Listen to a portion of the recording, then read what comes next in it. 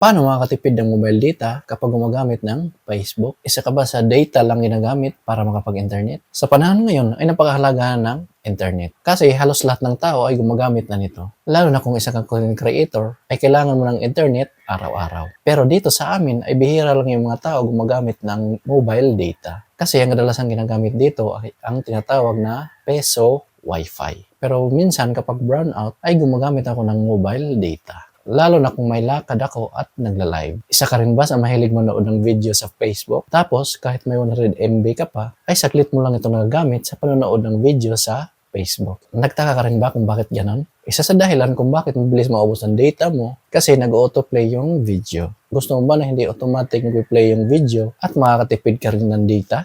Kung gusto mong malaman, panoorin mo ang video na to. Pero bago ang lahat, kung nagustuhan mo ang ganitong video, ay huwag mo kong kalimutang i-follow para updated ka sa mga bago kong video. Una, punta tayo ng Facebook apps. Ayan, kung nasa Facebook na tayo, dito sa may upper right side, yung may tatlong linya, pinutin lang to.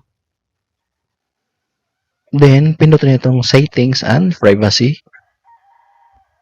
Pinutin itong settings. Then, scroll up.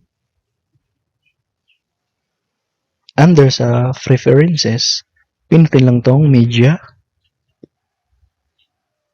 Ayan, so kung mapapansin nyo dito ay optimize. So, naka-check yung optimize. Adjust videos to network conditions.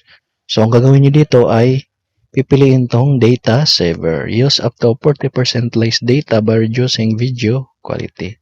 So, ibig sabihin, marireduce yung quality ng video. Kaso, ang disadvantage kapag naka-reduce yung video quality ay medyo malabo ang video. Pero kahit naman naka-reduce ang video quality ay hindi naman masyadong malabo. Nakikita pa rin naman. Pero kung Wi-Fi gamit nyo, ay pwede na siya ibalik sa optimize. Pagkatapos, kapag naka-data na kayo, ay pwede na ibalik sa data saver. Isa tong paraan para makatipid sa data. Lalo na kung maliit lang yung MB or konti lang yung MB natin sa mobile data. So, gagawin nyo lang ay i-check tong box.